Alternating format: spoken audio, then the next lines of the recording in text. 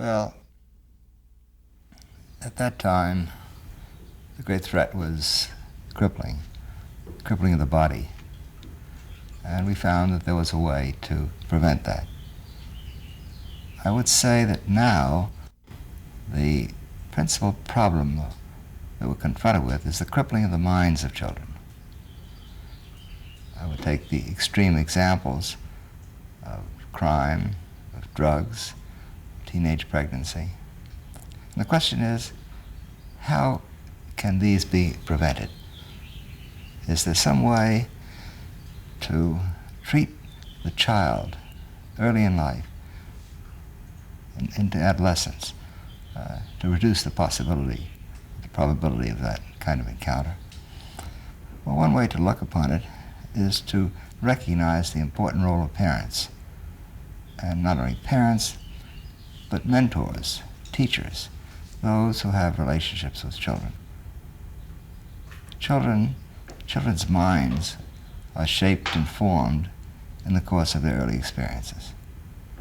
And just as we speak about immunization, I'd like to talk about humanization, to make the child into one who fosters human relationships in a positive way. But that has to happen by the child being treated in that fashion.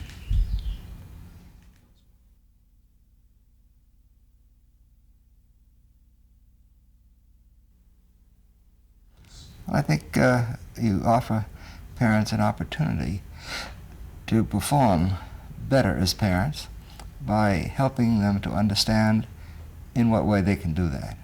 Perhaps they didn't have those experiences themselves early in their lives, but now the need is different from what it was before. And so there's a need to educate, to provide opportunities for parents to experience and share their experiences, to see in what way they learn from each other. Study success. Look at the children who have done well, and then apply what you learn there to those who've not done well, or a way to prevent such adverse effects.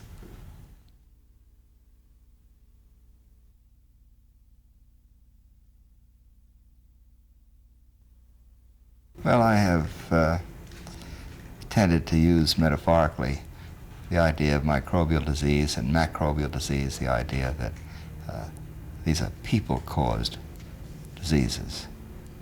Well, I don't have to point to anything more than the recent episodes, bombings and other atrocities, to point to the fact that humans can be our own worst enemy.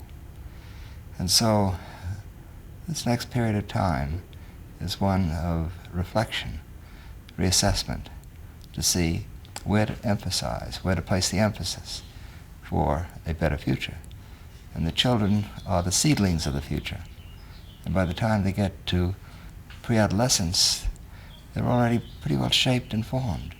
And therefore, in order to have a child at that age capable of functioning, taking responsibility, and understanding the ethics of what it means to be human, this has to start much earlier in life. And so you can't really wait until pre-adolescence. You have to start that very early on, and that's where good parenting is necessary.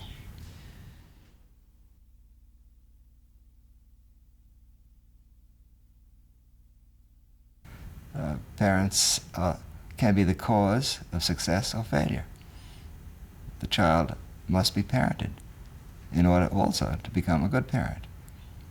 And so there is a chain reaction here, and we have to make a beginning in order to be able to continue that process of improvement over time.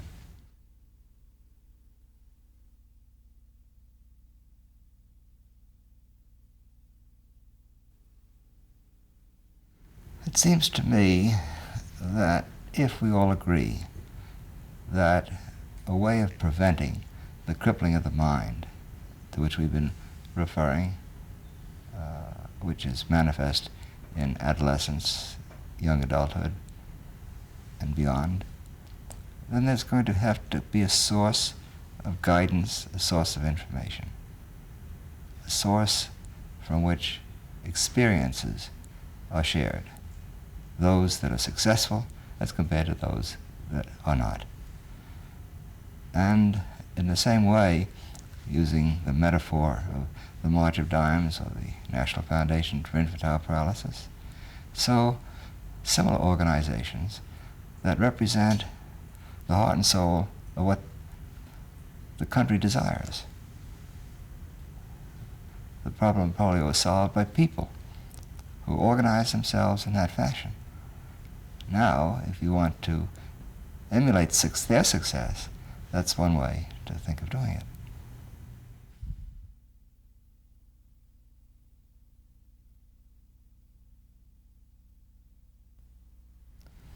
Well, the question always is asked about an unsolved problem. Are you optimistic or pessimistic?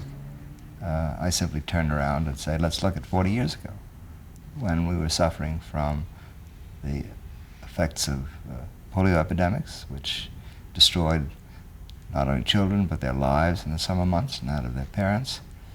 And now we look back and see that was a problem that could be solved. I prefer to look at that as an example and say the same thing is possible here.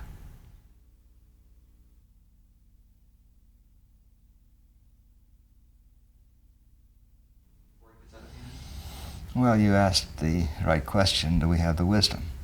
That remains to be seen. I think we have the knowledge, we have the understanding, but whether we have the wisdom or not is what I question. I sometimes speak about our suffering from a wisdom deficiency syndrome. We often know what to do, but we don't apply it. And in this instance, there's a great deal that's known about children. Many studies have been going on for a long time. If this now becomes a high priority, we focus upon it, then you'll begin to see something happening, because people will then have the tools, the means, ways of thinking and behaving that will help prevent the disasters that will inevitably increase in the future.